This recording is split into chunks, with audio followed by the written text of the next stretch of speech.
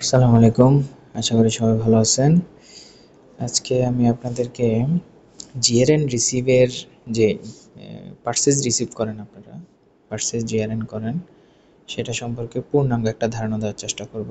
কারণ গত কয়েকদিনের ডাটা আমরা চেক করার মধ্যে অনেক কিছুর মধ্যে গ্যাপ পাচ্ছি, যে সঠিক ইনফরমেশন দেওয়া নাই, সেটা হয়তো আপনারা বুঝেন নাই, অথবা আমরাও ভালোভাবে আপনাদেরকে বুঝিয়ে দিতে পারিনি, বা আপনারা হয়তো মেনটেন করতেছেন না, জেনেও মেনটেন করতেছেন না। যাই হোক, তো আজকে আমি আপনাদেরকে পুরো জিনিসটাকে একবার রিভাইজ করে দিচ্ছি, যাতে আশা করি আপনাদের সমস্যা না হয় ইন ফিউচারে।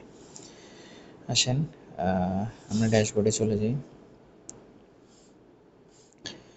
ড্যাশবোর্ডে আমরা জিআরএন রিসিভে যাচ্ছি। ওকে, এটা জিআরএন রিসিভ পেজ। এখানে প্রজেক্ট নেম অটোমেটিক আসতেছে। রিসিভ ডেটটা চেক করে নেবেন, কোন ডেটে রিসিভ করতেছেন। তারপরে আইটেমটা, এটা আপনারা জানেন আইটেম কোনটা আসছে ওইটা। এখন আসেন সাপ্লায়ার। সাপ্লায়ারের মধ্যে আমরা ৩ ধরনের সাপ্লায়ার আসে আমাদের এখানে। একটা হলো আমরা আরামকো থেকে তেল কিনে অন্য কোনো একটা কোম্পানি গাড়ি দিয়ে পাঠাই। সেকেন্ড হলো আমরা বাহিরের কোনো একটা কোম্পানি থেকে তেল কিনে ওদের গাড়ি দিয়েই ওরা দিয়ে যায়। এবং আরেকটা ট্রানজ্যাকশন হলো যেসব স্টেশন আমাদের ভাড়া দেওয়া, ওনারা ওনাদের যে কোনো একটা সাপ্লায়ার থেকে তেল কিনে নিয়ে আসে। এখন ৩ ভাবে তেল আসে স্টেশনে। সেক্ষেত্রে ৩ ভাবে কিভাবে কোনটা করবেন সেটা ভালো করে বুঝে নেন। যখন আরামকো থেকে আমরা তেল পারচেজ করি, সেক্ষেত্রে সাপ্লায়ার নেম আরামকো দেবেন, এবং যেই কোম্পানির গাড়ি দিয়ে তেল স্টেশনে নামানো হয়েছে সেই কোম্পানির ফ্রেট ফরওয়ার্ডার দিবেন। সেটা আলী আহমেদ সালে হইতে পারে, ওভারঅল ওয়াদি হইতে পারে, আলী আহমেদ সালে জেদ্দা, ওভারঅল ওয়াদি হইতে পারে, বা অন্য কোনো কোম্পানি হইতে পারে। ঠিক আছে? এবং চালান নাম্বারটা, সাপ্লায়ারের চালান নাম্বারটা পাবেন আরামকোর যে সাদা পেজটা থাকে ওটা, ওখান থেকে। ওইটা আপনাদের যদি হাতে নাও আসে, সেটা ড্রাইভারের কাছে থাকে, ও ড্রাইভার থেকে ছবি তুলে নিয়ে এখানে ডাটা দিয়ে দিবেন। সাপ্লাই চালান ডেটটাও ওখান থেকে দেখে দিয়ে দিবেন। ওকে, এবার আসেন অন্য কোনো একটা কোম্পানি বাহিরের, যেমন বা কুইক পাওয়ার থেকে, বা যে কোনো একটা থেকে, বাইরের সাপ্লায়ার থেকে।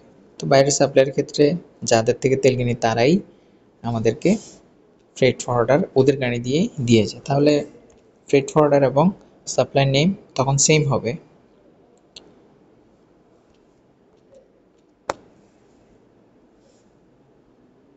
ওকে, এবং যদি অন্য কোনো, মানে যেসব স্টেশন আমাদের ভাড়া দেওয়া আছে, তারা অন্য একটা সাপ্লায়ার থেকে তেল কিনলো বাহিরের, তাদের ক্ষেত্রেও সেম হবে। যেমন গফুর ভাইয়ের কিছু সাপ্লায়ার আমাদের এখানে অ্যাড আছে, যেমন কুইক পে, তফুর ভাই রিয়াদ, হ্যাঁ, এরকম যদি বাহিরের কোনো সাপ্লায়ার হয়, সেই ক্ষেত্রে আমরা আপনাদেরকে এই সাপ্লায়ারগুলো অ্যাড করে দেব। তবে ইনফরমেশন আমাদেরকে দিতে হবে, সাথে সাথে আমরা অ্যাড করে দেবো। হ্যাঁ, সেক্ষেত্রে ফ্রেট ফরওয়ার্ডার এবং সাপ্লায়ার নেম দুটো একই হবে, যেহেতু ওদের একই গাড়িতেই তেল দিয়ে যাচ্ছে, বাইরে থেকে পারচেস করতেছে। হ্যাঁ,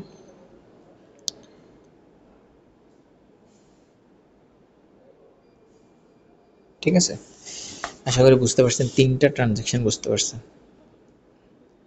এবার আসেন ড্রাইভারের গাড়ি নাম্বার। হ্যাঁ, গাড়ি নাম্বারটা যদি আপনারা আমাদেরকে প্রপারলি গাড়ি নাম্বারগুলো দিতে পারেন, আমরা কিন্তু ওই গাড়ি নাম্বারগুলো অ্যাড করে দিলে তখন আপনারা এখানে অটোমেটিক পাবেন। তাহলে এখানে গাড়ি নাম্বারটা ড্রাইভারের নামের সাথে গাড়ি নাম্বারটা দিয়ে দিতে পারেন, গাড়ি যেহেতু যায় স্টেশন আপনারা দেখেন গাড়ি, সো এটা আপনাদের জন্য এত কঠিন কিছু না। এবার আসেন কোয়ান্টিটি রিসিভ, তেল রিসিভের ব্যাপারটা। এখানেও সেম ৩টা জিনিস আপনাদের এই ট্রানজ্যাকশনের মধ্যে ৩ টাইপের ট্রানজ্যাকশন হয়, এই রিসিভ হয় আর কি। এখানে একটা হলো, মনে করেন আপনার কাছে ১৬,০০০ একটা গাড়ি আসছে, আপনি পুরা ১৬,০০০ রিসিভ করছেন, এটা একটা। এবং সেকেন্ড হলো আপনার কাছে মনে করেন ৩২,০০০ একটা গাড়ি আসছে, আপনি ১০,০০০ রিসিভ করছেন, বাকি ২২,০০০ অন্য কোনো স্টেশনের জন্য পাঠাইছেন। সেক্ষেত্রে আপনাকে রিসিভ কোয়ান্টিটি 22,000 দিতে হবে, 11,000 দিতে হবে। অথবা আপনি মনে করেন 32,000-এর মধ্যে 20,000 রিসিভ করছেন, হ্যাঁ, 20,000 দিবেন। 10,000 রিসিভ করলে 10,000 দিবেন। যত রিসিভ করবেন তত দিবেন। এবার আসেন, আরেকটা ট্রানজ্যাকশন হতে পারে 32,000-এর গাড়ি আসছে আপনার কাছে, এটা ঠিক আছে, তার মধ্যে 20,000 আপনি রিসিভ করছেন। এই 20,000-এর মধ্যে যদি ট্রান্সফার করার প্রয়োজন হয় তাহলে নিচে ট্রান্সফার অপশন আছে, ওটা আপনারা সবাই জানেন।